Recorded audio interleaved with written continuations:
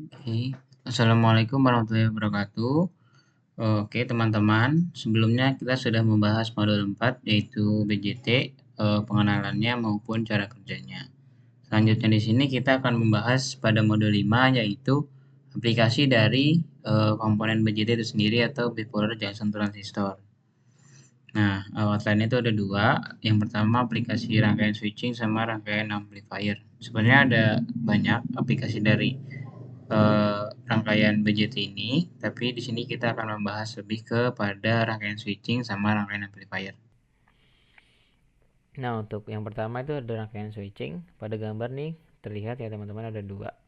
Apabila nilai arus base atau IB itu bernilai sama dengan 0, ini nih yang ini, maka arus IC atau arus kolektor memiliki nilai yang sangat kecil teman-teman. Nilai IC itu akan mendekati 0 untuk setiap nilai VCE. Jadi berapapun nilai VCE, nilai IC akan selalu 0. IC itu arus yang lewat pada rangkaian BJT-nya. Sehingga diibaratkan IC-nya sama dengan 0. Oleh karena itu, transistor dapat dikatakan dalam kondisi off atau ini dalam kondisi open circuit. Jadi tidak ada arus yang lewat teman-teman.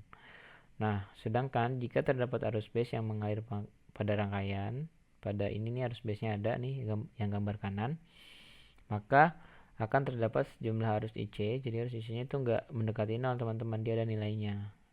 Nah, maka transistornya itu dikatakan dalam kondisi on. Jadi ini on atau open circuit. Jadi ada yang lewat di rangkaian BJT-nya. Seperti itu. Oke, langsung saja kita mulai simulasi pada rangkaian switchingnya. Oke, teman-teman, di sini kita akan membahas simulasi dari rangkaian switching. Jadi ini didapatkan dari beberapa komponen yang teman-teman didapatkan dari sini. Jadi bisa saja dicari terus langsung dimasukkan ke lembar tengah sini. Jadi ini nanti diubah sesuai dengan yang ditentukan pada borang nilai-nilainya. Lalu setelah dirangkai seperti yang ada pada modul, seperti yang ada di layar ini, maka langsung saja ditekan tombol run. Lalu setelah itu dibuka untuk tiap multimeter yang ada di rangkaiannya seperti ini. Dan jangan lupa di sini kita menggunakan rangkaian DC, jadi ininya harus dalam parameter DC, jangan ke AC. Terus di sini kita coba mainkan resistor variabelnya, kita turunkan perlahan, dan kita lihat perubahan pada lampunya. Nah, ini perubahan-perubahan dapat terjadi seiring dengan kita turunkan variabelnya ya teman-teman.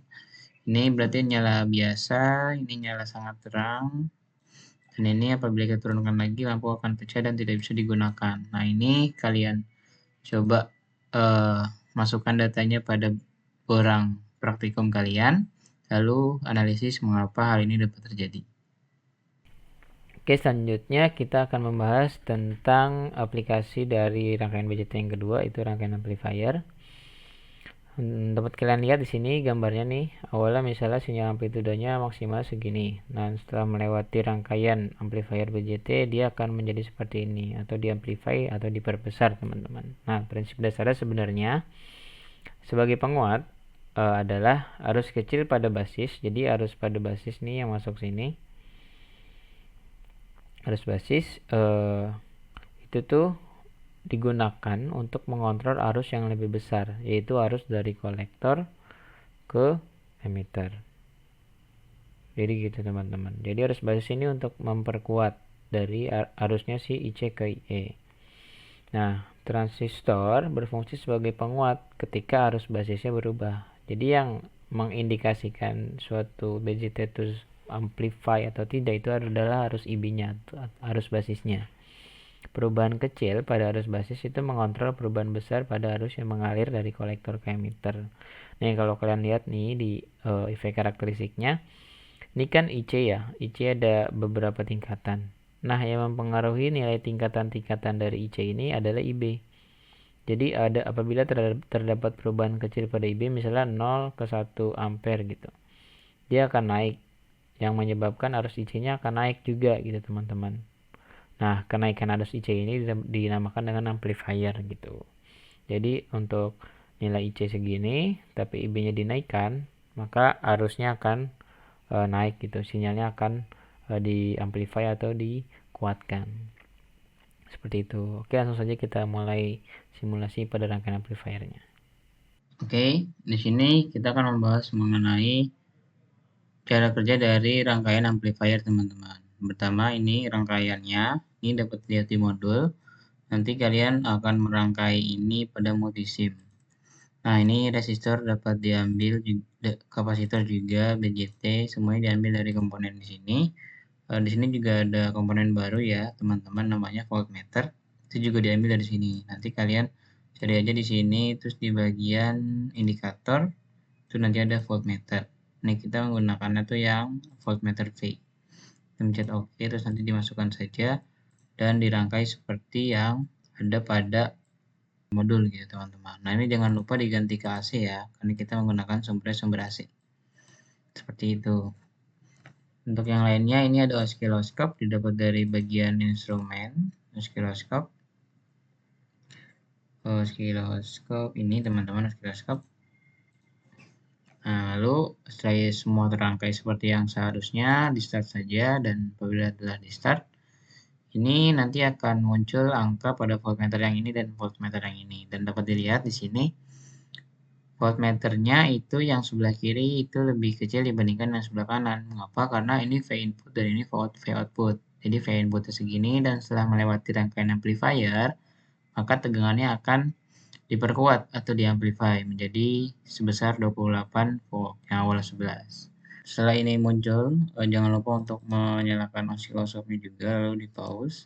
Nah, setelah di pause, nanti ini kalian ubah-ubah channelnya sesuai dengan yang terlihat seperti yang pada gambar ini ya. Jadi terlihat lebih bagus gitu teman-teman. Scalingnya juga diubah.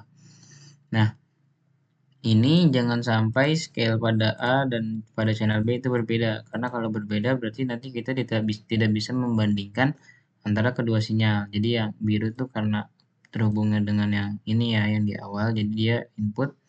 Yang merah tuh terhubung dengan outputnya, jadi dia sinyal output. Nah, dapat dilihat ya teman-teman, jadi sinyalnya itu lebih kuat karena sinyalnya lebih amplitudenya lebih tinggi dibandingkan dengan yang awal. Jadi ini nanti di screenshot sesuai dengan yang sudah diborang, diambil juga datanya sesuai dengan yang sudah diborang, dan analisis mengapa hal ini bisa terjadi ya teman-teman. Oke, ini referensi dari presentasi kita pada hari ini. Dan sekian, terima kasih. Semoga ilmunya dapat bermanfaat. Wassalamualaikum warahmatullahi wabarakatuh.